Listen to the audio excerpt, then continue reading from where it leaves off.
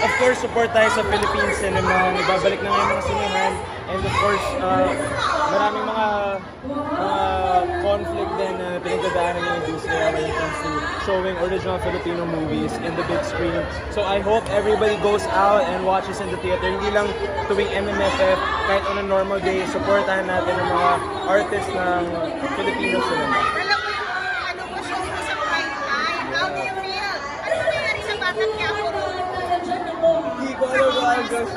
Ako haters eh. Ako hater na rin ako ng character sa Batang Quiapo. Sobrang unforgivable na ng mga pinagagawa ni Pablo Caballero din eh. But I'm very grateful of course sa opportunity na at tiwala ng Dreamscape sa akin, ng ABS-CBN and ni Direk Coco and ng High Street team. Kasi ano lang naman ako eh. I'm just a guy who has big dreams and just a guy who's doing his work.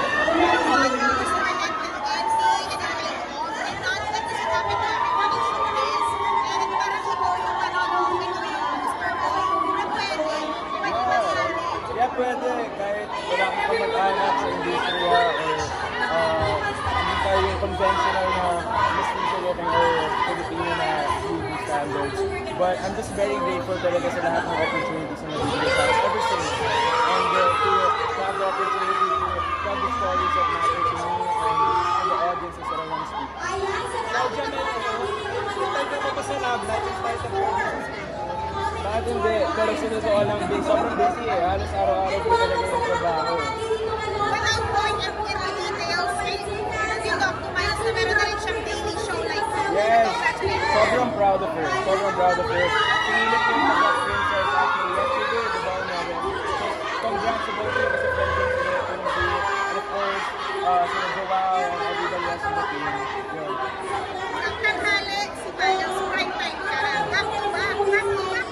Opo, yeah, back to back. Maraming salamat talaga sa ABS and sa TV5 Sports for trusting Miles as well.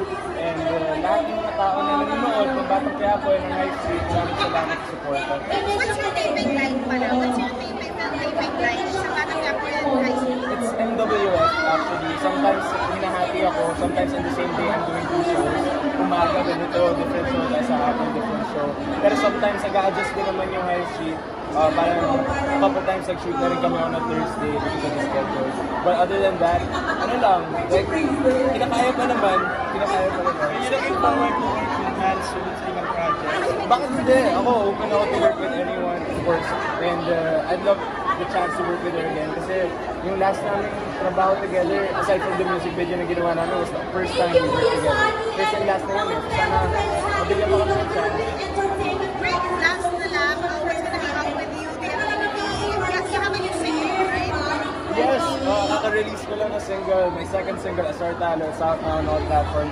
Sana supportahan nyo kung madami lang kayong galit sa mundo or kapag napipikon lang kayo with someone, ganun sa klaseng kanta. And of course, may ginagawa din ako movies, Lumiluto, Edge Up is one of them, directed by Cassie Flores. And hindi ko pwede masabi yung event, pero I'm happy to say that we're busy and blessed. Wait lang, sorry. Yung Asartalo, it's for para sa amin? It's for us? Hindi, honestly, for you? no, it's a personal thing na pinagdaanan ko. At the time pumunta ako studio, tapos may kinapipikunan lang ako ng isang tao. Pero hindi ko pwede sabihin kasi okay na kami ngayon eh. Hindi naman sa touch yan. Oo, hindi naman. Sino daw? Secret, hindi pwede sabihin. Okay na kami. Okay, play namin yung Asartalo. Yes, para malang sino kaya yun? Yes, Okay, please. thank you Guys. Thank you.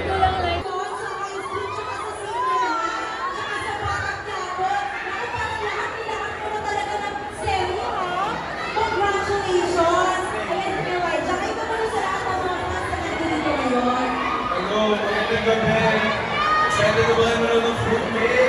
Yes! Excited na Uy, nakalabas na naman sa tulong. Diba kasi sa senior high, talagang kapag siya, pinananda meron yung kasama doon yung mga country stars na ng gold. And of course, sa Batang Quiapo din. Wala na akong bigote. Ulit nga! Ano na yung nagagawa? Parang ibang characters, pero hindi na nalilito sa mga pinoportray mo. Siyempre, with the guidance of the directors and preparation, kinulala ng mga characters and mga. But other than that, napapaliw na rin ako.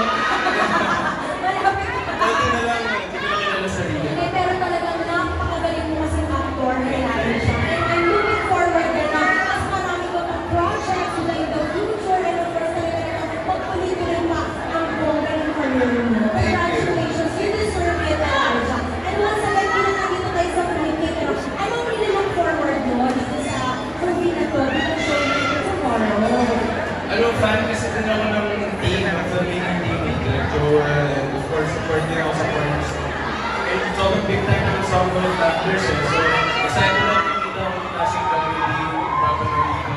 Kung gano'n siya kawasak, hindi ko rin ito as a fan of Joel talaga. And yeah, excited na ako natin.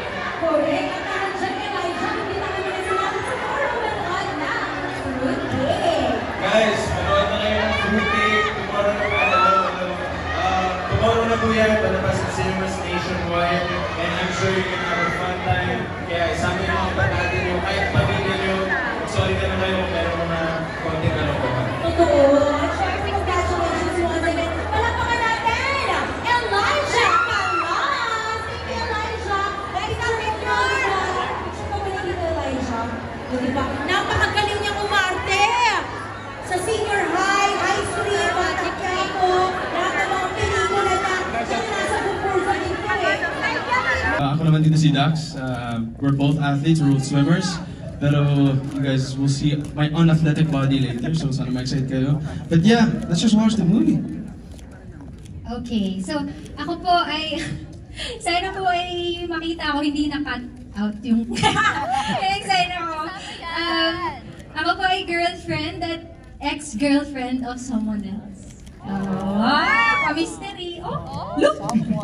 Excited kami dyan. Ayun, alright. Thank you so much for sharing your characters. Ladies and gentlemen, di na po namin patatagalin pa. Please do stay here. You'll be joined by, palakpakan po muna natin, Cinema 7, we have Karina.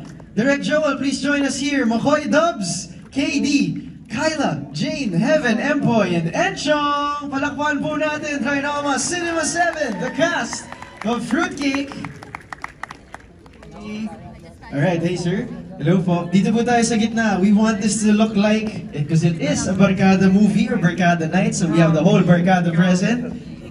Hi. Alright, where's the mic? The mic. Where's the mic po? Can you borrow the mic?